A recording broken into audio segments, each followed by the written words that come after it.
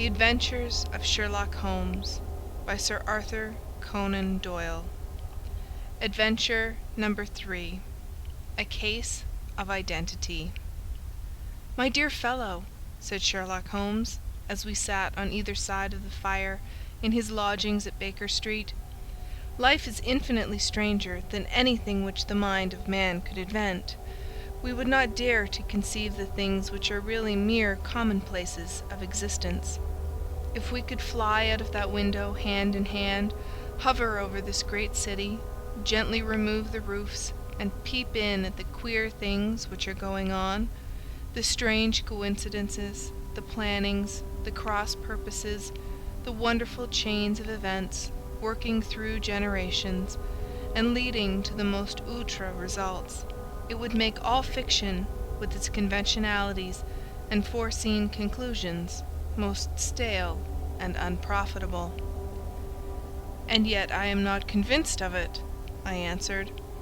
"The cases which come to light in the papers are, as a rule, bald enough, and vulgar enough. We have in our police reports realism pushed to its extreme limits, and yet the result is, it must be confessed, neither fascinating nor artistic."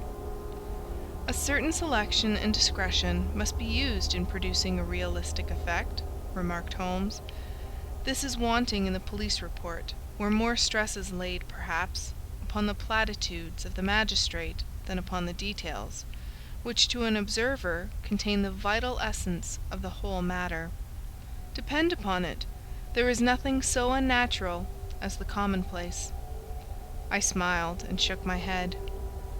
"I can quite understand your thinking so," I said.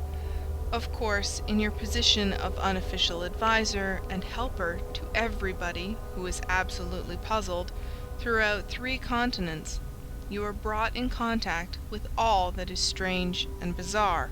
But here—" I picked up the morning paper from the ground. "Let us put it to a practical test. Here is the first heading upon which I come: 'A husband's cruelty to his wife.' There is half a column of print, but I know without reading it that it is all perfectly familiar to me. There is, of course, the other woman, the drink, the push, the blow, the bruise, the sympathetic sister or landlady. The crudest of writers could invent nothing more crude." "Indeed, your example is an unfortunate one for your argument," said Holmes, taking the paper and glancing his eye down it.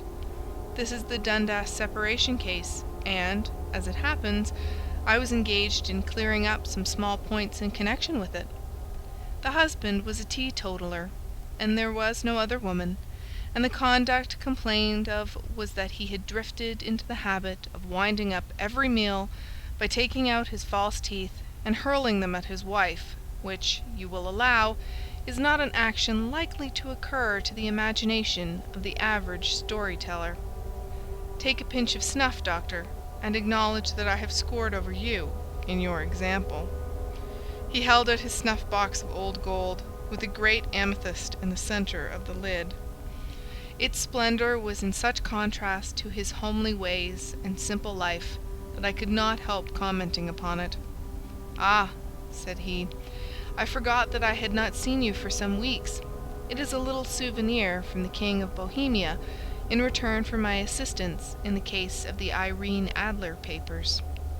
"And the ring?" I asked, glancing at a remarkable brilliant which sparkled upon his finger.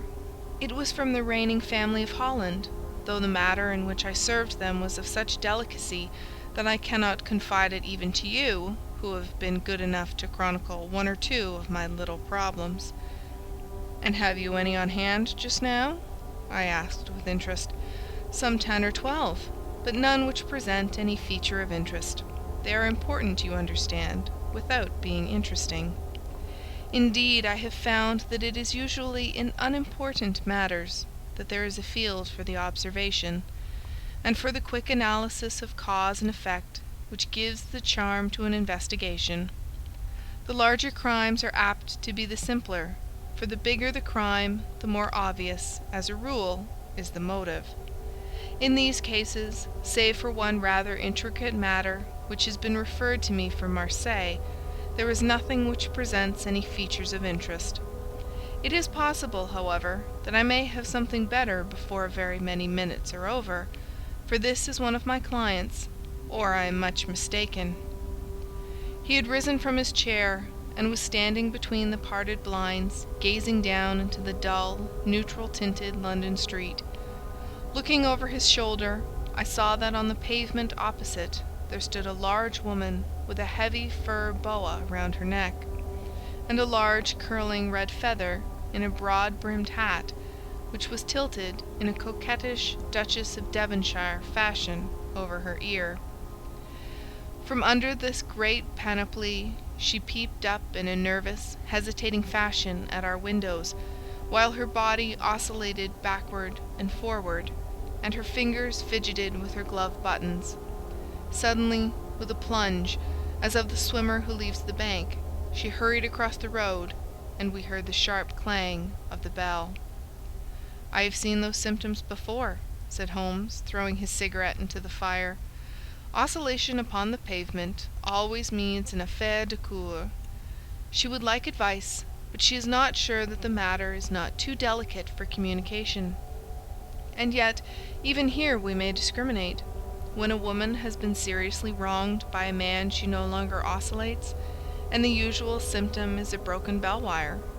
Here we may take it that there is a love matter, but that the maiden is not so much angry as perplexed or grieved. But here she comes in person to resolve our doubts."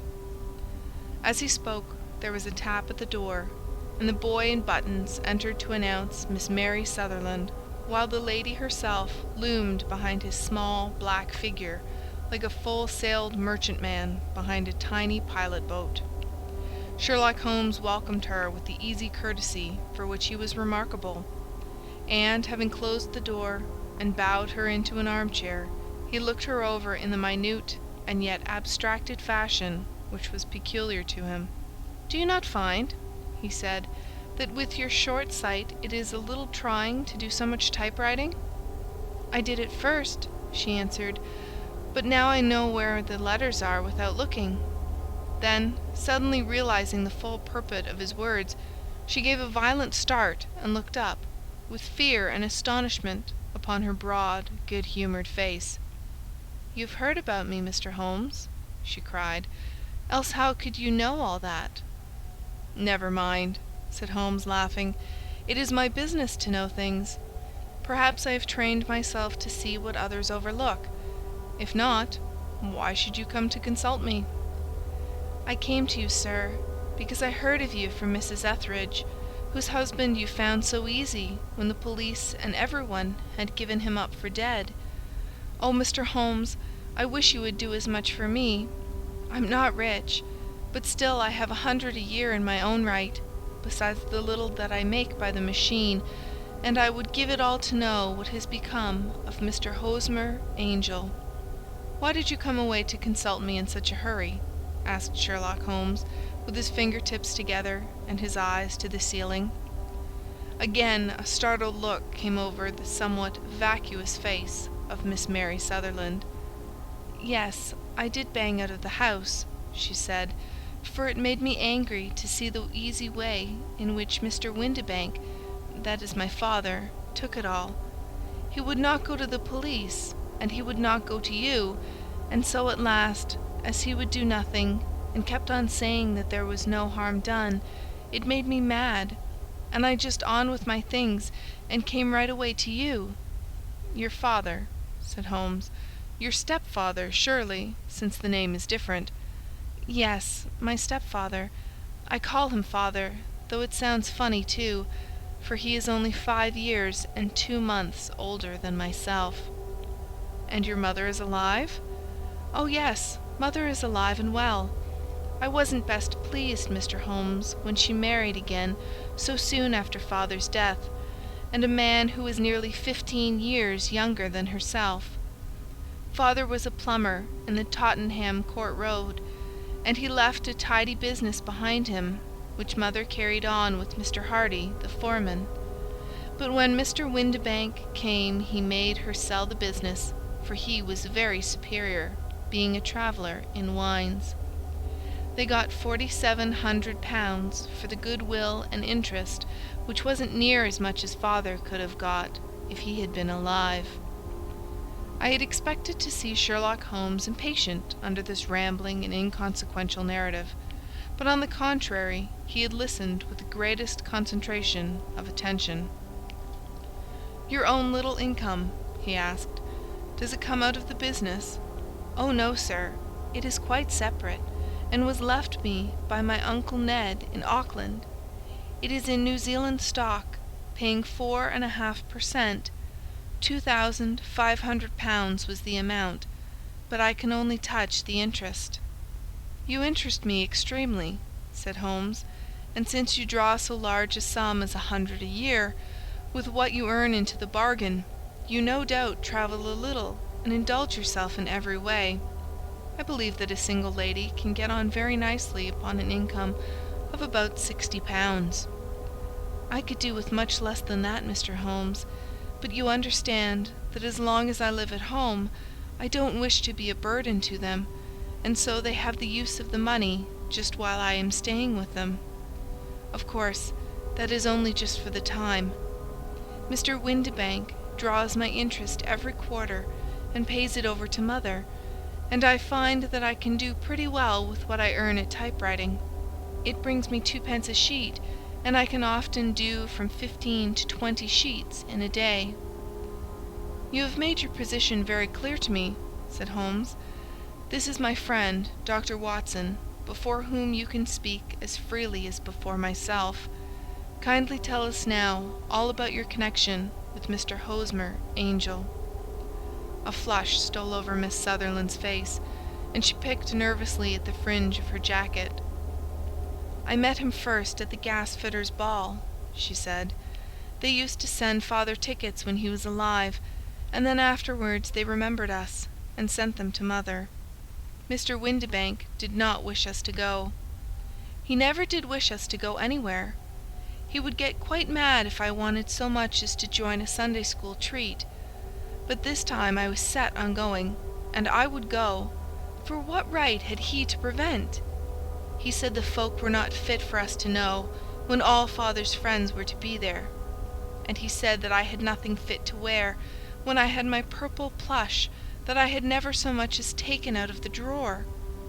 At last, when nothing else would do, he went off to France upon the business of the firm, but we went, mother and I, with Mr. Hardy, who used to be our foreman, and it was there I met Mr. Hosmer Angel." "I suppose," said Holmes, "that when Mr. Windibank came back from France, he was very annoyed at your having gone to the ball." "Oh, well, he was very good about it.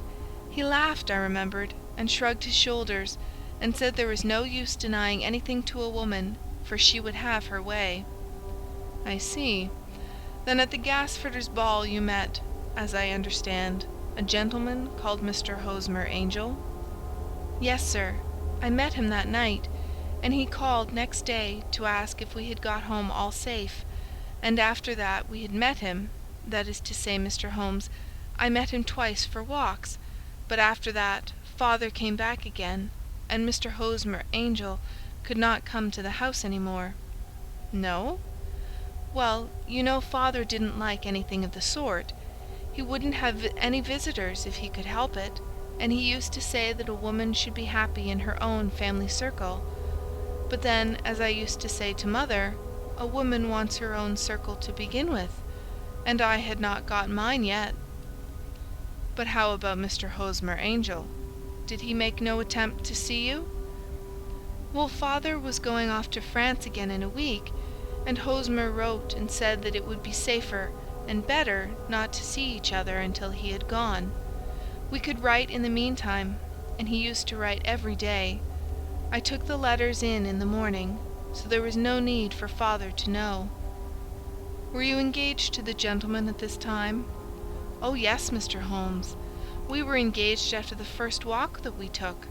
Mr. Angel was a cashier in an office in Leadenhall Street, and—" "What office? That's the worst of it, Mr. Holmes. I don't know." "Where did he live, then?" "He slept on the premises."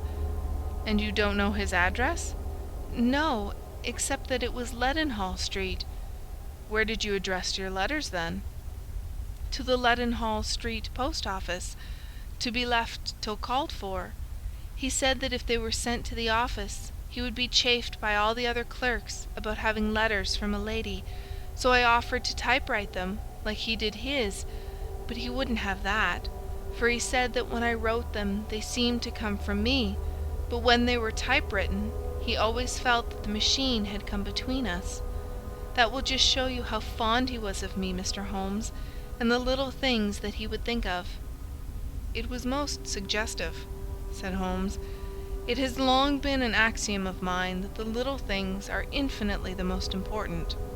Can you remember any other little things about Mr. Hosmer Angel?" "He was a very shy man, Mr. Holmes.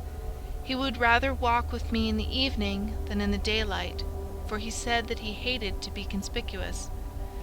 Very retiring and gentlemanly he was. Even his voice was gentle. He'd had the quinsy and swollen glands when he was young, he told me, and it had left him with a weak throat and a hesitating, whispering fashion of speech. He was always well dressed, very neat and plain, but his eyes were weak, just as mine are, and he wore tinted glasses against the glare." "Well, and what happened when Mr. Windibank, your stepfather, returned to France?" "Mr. Hosmer Angel came to the house again, and proposed that we should marry before father came back. He was in dreadful earnest, and made me swear, with my hands on the testament, that whatever happened I would always be true to him. Mother said he was quite right to make me swear, and that it was a sign of his passion. Mother was all in his favour from the first, and was even fonder of him than I was. Then, when they talked of marrying within the week, I began to ask about father, but they both said never to mind about father, but just to tell him afterwards, and mother said she would make it all right with him. I didn't quite like that, Mr. Holmes.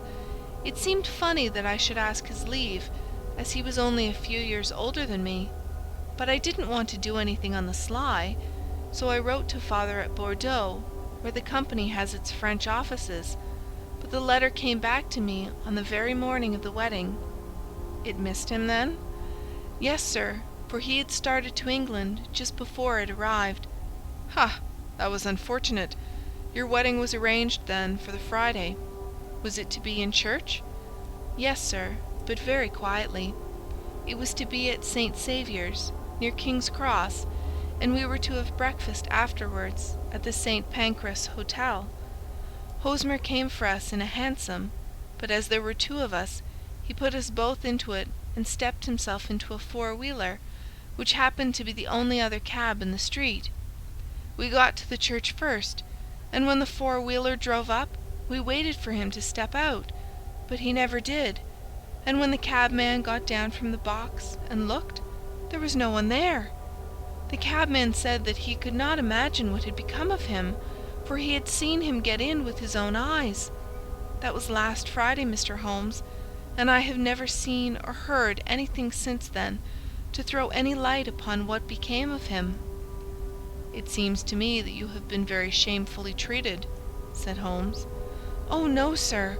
He was too good and kind to leave me so.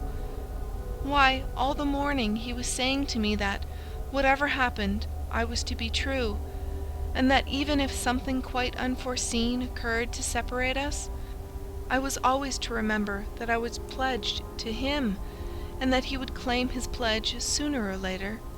It seemed strange talk for a wedding morning, but what has happened since gives a meaning to it." "Most certainly it does. Your own opinion is, then, that some unforeseen catastrophe has occurred to him?" "Yes, sir. I believe that he foresaw some danger, or else he would not have talked so. And then I think that what he foresaw happened." "But you have no notion as to what it could have been?" "None." "One more question. How did your mother take the matter?" "She was angry, and said that I was never to speak of the matter again. "And your father? Did you tell him?" "Yes, and he seemed to think, with me, that something had happened, and that I should hear of Hosmer again. As he said, what interest could anyone have in bringing me to the doors of the church, and then leaving me? Now, if he had borrowed my money, or if he had married me and got my money settled on him, there might be some reason. But Hosmer was very independent about money, and never would look at a shilling of mine. And yet what could have happened? And why could he not write? Oh, it drives me half mad to think of it, and I can't sleep a wink at night." She pulled a little handkerchief out of her muff, and began to sob heavily into it. "I shall glance into the case for you," said Holmes, rising, "and I have no doubt that we shall reach some definite result. Let the weight of the matter rest upon me now, and do not let your mind dwell upon it further. Above all, try to let Mr. Hosmer Angel vanish from your memory, as he has done from your life." "Then you don't think I'll see him again?" "I fear not." "Then what has happened to him?" "You will leave that question in my hands. I should like an accurate description of him, and any letters of his which you can spare." "I advertised for him in last Saturday's Chronicle," said she. "Here is the slip, and here are 4 letters from him." "Thank you. And your address?" 31 Lyon Place, Camberwell. "Mr. Angel's address you never had, I understand. Where is your father's place of business?" "He travels for Westhouse and Marbank, the great claret importers of Fenchurch Street." "Thank you. You have made your statement very clearly. You will leave the papers here, and remember the advice which I have given you. Let the whole incident be a sealed book, and do not allow it to affect your life." "You are very kind, Mr. Holmes, but I cannot do that. I shall be true to Hosmer. He shall find me ready when he comes back." For all the preposterous hat and the vacuous face, there was something noble in the simple faith of our visitor which compelled our respect. She laid her little bundle of papers upon the table and went her way, with a promise to come again whenever she might be summoned. Sherlock Holmes sat silent for a few minutes, with his fingertips still pressed together, his legs stretched out in front of him, and his gaze directed upward to the ceiling. Then he took down from the rack the old and oily clay pipe, which was to him as a counsellor, and, having lit it, he leaned back in his chair, with the thick blue cloud wreaths spinning up from him, and a look of infinite languor upon his face.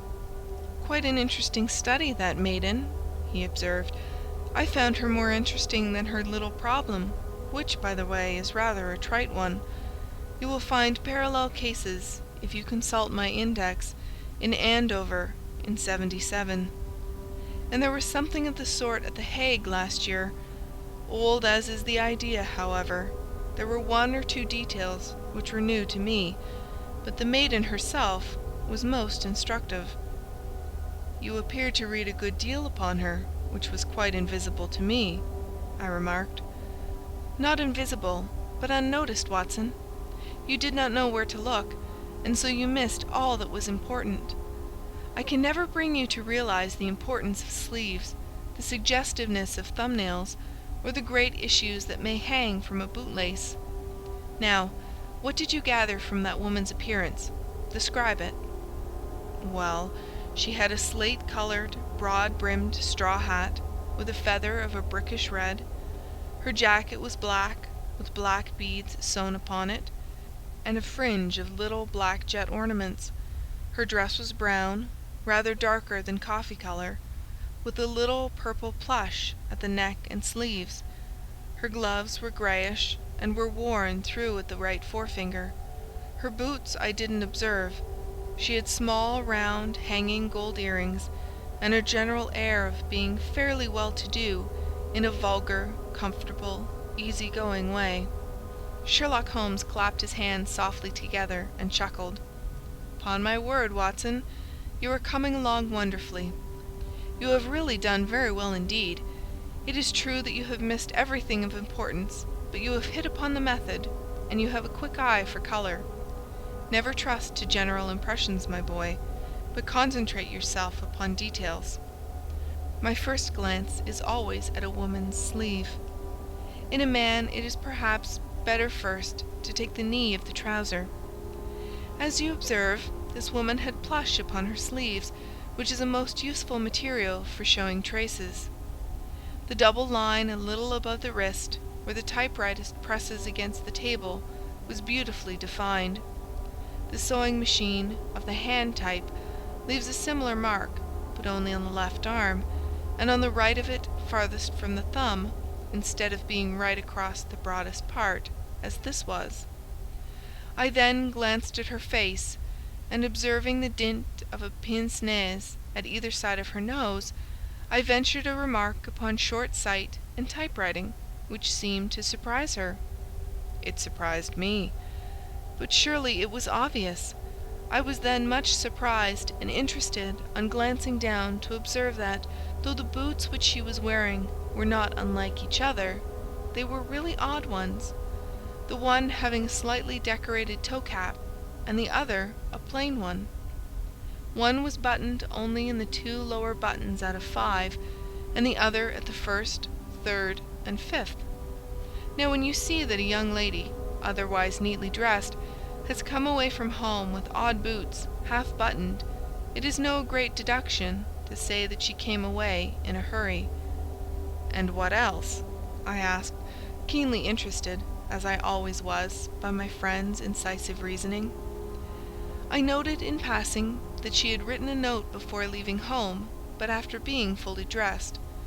You observed that her right glove was torn at the forefinger, but you did not apparently see that both glove and finger were stained with violet ink. She had written in a hurry and dipped her pen too deep. It must have been this morning, or the mark would not remain clear upon the finger. All this is amusing, though rather elementary, but I must go back to business, Watson. Would you mind reading me the advertised description of Mr. Hosmer Angel? I held the little printed slip to the light. "Missing," it said, "on the morning of the 14th, a gentleman named Hosmer Angel, about 5 feet 7 inches in height, strongly built, sallow complexion, black hair, a little bald in the centre, bushy black side whiskers and moustache, tinted glasses, slight infirmity of speech, was dressed when last seen in black frock coat faced with silk, black waistcoat, gold Albert chain, and grey Harris tweed trousers, with brown gaiters over elastic-sided boots, known to have been employed in an office in Leadenhall Street. Anybody bringing—" "That will do," said Holmes. "As to the letters," he continued, glancing over them, "they are very commonplace. Absolutely no clue in them to Mr. Angel, save that he quotes Balzac once. There is a remarkable point, however, which will no doubt strike you." "They are typewritten," I remarked. "Not only that, but the signature is typewritten. Look at the neat little Hosmer Angel at the bottom. There is a date, you see, but no superscription except Leadenhall Street, which is rather vague. The point about the signature is very suggestive.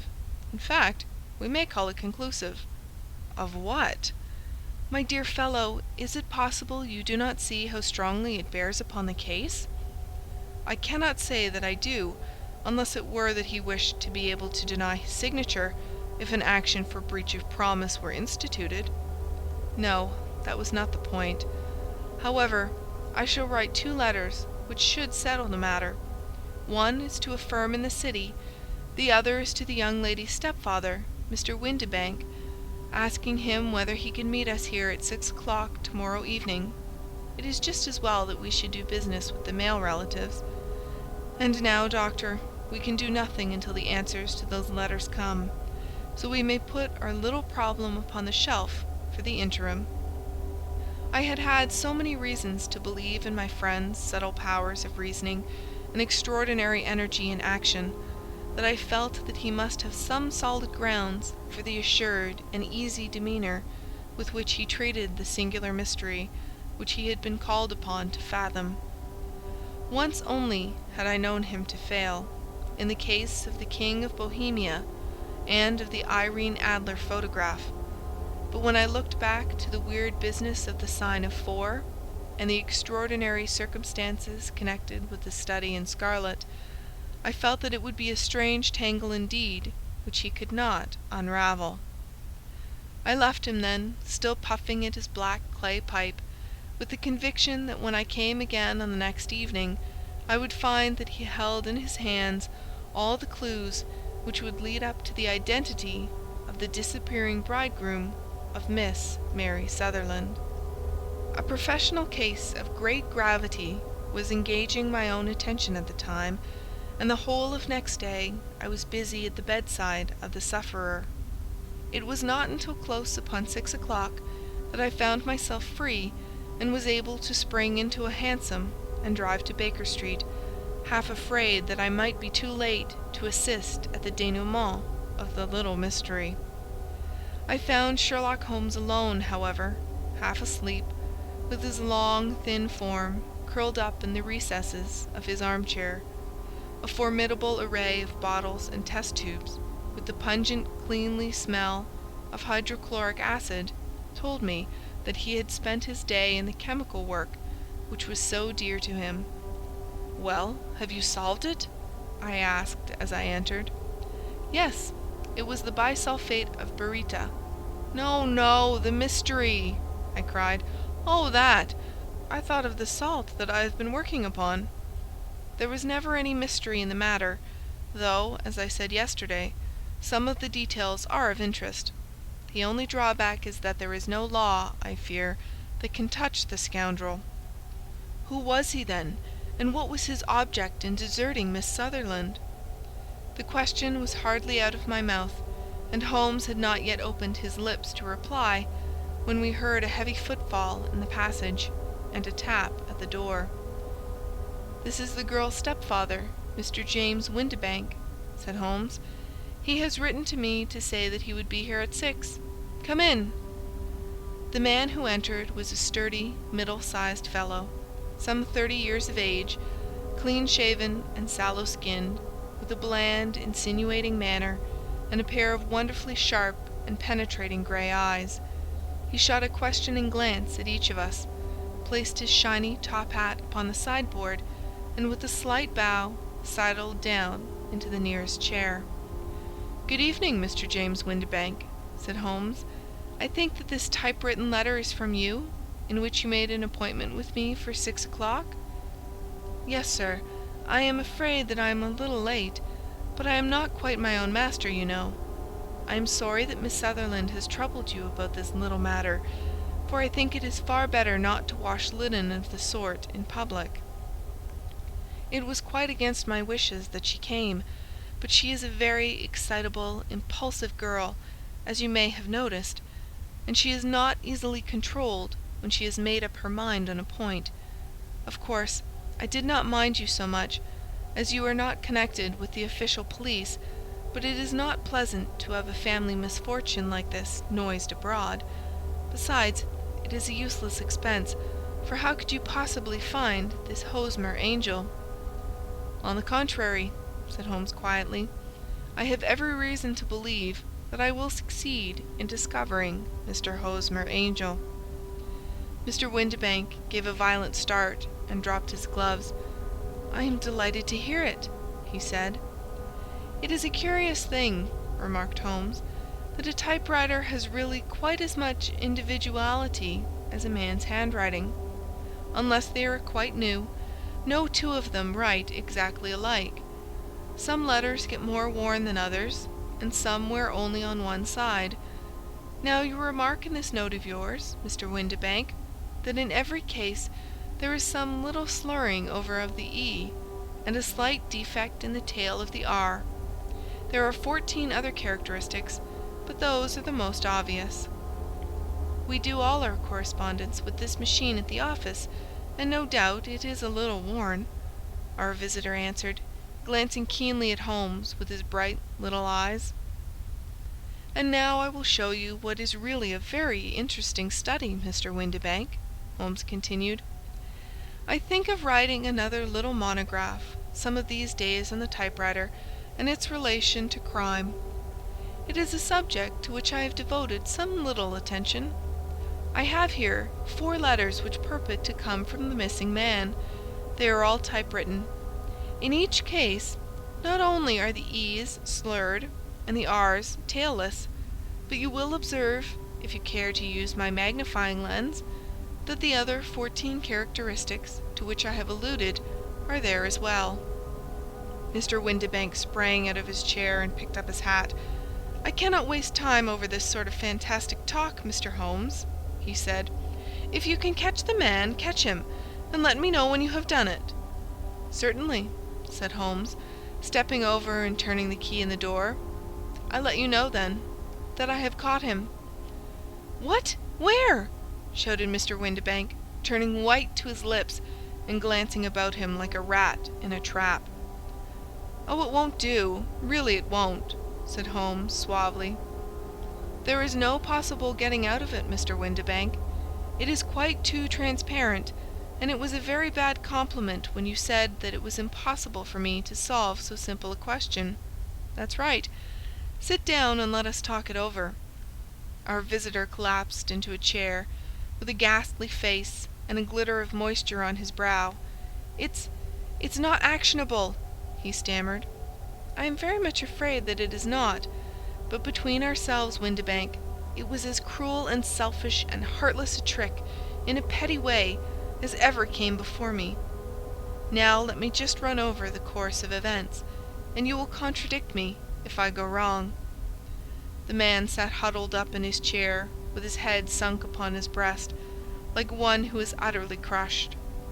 Holmes stuck his feet up on the corner of the mantelpiece, and, leaning back with his hands in his pockets, began talking, rather to himself, as it seemed, than to us. "The man married a woman very much older than himself for her money," said he, "and he enjoyed the use of the money of the daughter as long as she lived with them. It was a considerable sum for people in their position, and the loss of it would have made a serious difference. It was worth an effort to preserve it. The daughter was of a good, amiable disposition, but affectionate and warm-hearted in her ways, so that it was evident that with her fair personal advantages and her little income, she would not be allowed to remain single long. Now her marriage would mean, of course, the loss of 100 a year. So what does her stepfather do to prevent it? He takes the obvious course of keeping her at home and forbidding her to seek the company of people her own age. But soon he found that that would not answer forever. She became restive, insisted upon her rights, and finally announced her positive intention of going to a certain ball. What does her clever stepfather do then? He conceives an idea more creditable to his head than to his heart. With the connivance and assistance of his wife, he disguised himself, covered those keen eyes with tinted glasses, masked the face with a moustache and a pair of bushy whiskers, sunk that clear voice into an insinuating whisper, and doubly secure on account of the girl's short sight, he appears as Mr. Hosmer Angel, and keeps off other lovers by making love himself. "It was only a joke at first," groaned our visitor. "We never thought that she would have been so carried away." "Very likely not. However that may be, the young lady was very decidedly carried away, and, having quite made up her mind that her stepfather was in France, the suspicion of treachery never for an instant entered her mind. She was flattered by the gentleman's attentions, and the effect was increased by the loudly expressed admiration of her mother. Then Mr. Angel began to call, for it was obvious that the matter should be pushed as far as it would go if a real effect were to be produced. There were meetings and an engagement which would finally secure the girl's affections from turning towards anyone else. But the deception could not be kept up forever. These pretended journeys to France were rather cumbrous. The thing to do was clearly to bring the business to an end in such a dramatic manner that it would leave a permanent impression upon the young lady's mind, and prevent her from looking upon any other suitor for some time to come. Hence those vows of fidelity exacted upon a testament, and hence also the allusions to a possibility of something happening on the very morning of the wedding. James Windibank wished Miss Sutherland to be so bound to Hosmer Angel, and so uncertain as to his fate, that for 10 years to come, at any rate, she would not listen to another man. As far as the church door he brought her, and then, as he could go no farther, he conveniently vanished away by the old trick of stepping in at one door of a four-wheeler and out at the other. I think that was the chain of events, Mr. Windibank." Our visitor had recovered something of his assurance while Holmes had been talking, and he rose from his chair now with a cold sneer upon his pale face. "It may be so, or it may not, Mr. Holmes," said he. "But if you are so very sharp, you ought to be sharp enough to know that it is you who are breaking the law now, and not me. I have done nothing actionable from the first, but as long as you keep that door locked, you lay yourself open to an action for assault and illegal constraint." "The law cannot, as you say, touch you," said Holmes, unlocking and throwing open the door. "Yet there never was a man who deserved punishment more. If the young lady has a brother or a friend, he ought to lay a whip across your shoulders. By Jove!" he continued, flushing up at the sight of the bitter sneer upon the man's face, "it is not part of my duties to my client, but here's a hunting crop handy, and I think I shall just treat myself to—" He took 2 swift steps to the whip, but before he could grasp it, there was a wild clatter of steps upon the stairs, the heavy hall door banged, and from the window we could see Mr. James Windibank running at the top of his speed down the road. "There's a cold-blooded scoundrel," said Holmes, laughing, as he threw himself down into his chair once more. "That fellow will rise from crime to crime until he does something very bad and ends on a gallows. The case has, in some respects, been not entirely devoid of interest." "I cannot now entirely see all the steps of your reasoning," I remarked. "Well, of course it was obvious from the first that this Mr. Hosmer Angel must have some strong object for his curious conduct, and it was equally clear that the only man who really profited by the incident, as far as we could see, was the stepfather. Then the fact that the 2 men were never together, but that the one always appeared when the other was away, was suggestive. So were the tinted spectacles and the curious voice, which both hinted at a disguise, as did the bushy whiskers. My suspicions were all confirmed by his peculiar action in typewriting his signature, which, of course, inferred that his handwriting was so familiar to her that she would recognize even the smallest sample of it. You see, all these isolated facts, together with many minor ones, all pointed in the same direction." "And how did you verify them?" "Having once spotted my man, it was easy to get corroboration. I knew the firm for which this man worked. Having taken the printed description, I eliminated everything from it which could be the result of a disguise, the whiskers, the glasses, the voice, and I sent it to the firm, with a request that they would inform me whether it answered to the description of any of their travellers. I had already noticed the peculiarities of the typewriter, and I wrote to the man himself at his business address, asking him if he would come here. As I expected, his reply was typewritten, and revealed the same trivial but characteristic defects. The same post brought me a letter from Westhouse and Marbank of Fenchurch Street to say that the description tallied in every respect with that of their employee, James Windibank. Voilà tout. And Miss Sutherland? If I tell her, she will not believe me. You may remember the old Persian saying, 'There is danger for him who taketh the tiger cub, and danger also for whoso snatches a delusion from a woman.' There is as much sense in Hafiz as in Horace, and as much knowledge of the world." End of Adventure 3.